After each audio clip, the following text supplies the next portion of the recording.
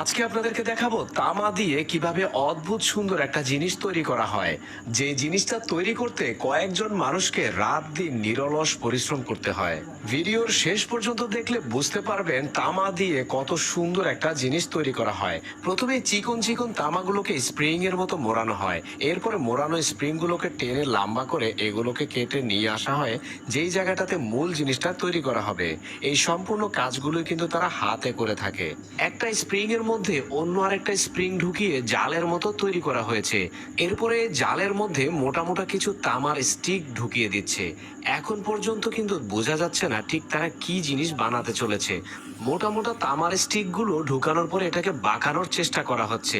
হাত দিয়ে প্রচুর শক্তি ব্যবহার করে এই কাজটা করতে হয় এবং কাজ করতে করতে একটা সময় দেখা যায় হাতও কেটে যায়। মেয়েটা তার কাটা হাত ব্যান্ডেজ করে আবারও কাজে লেগে গেল। মেয়েটার কাজের ধরন দেখে বোঝা যাচ্ছে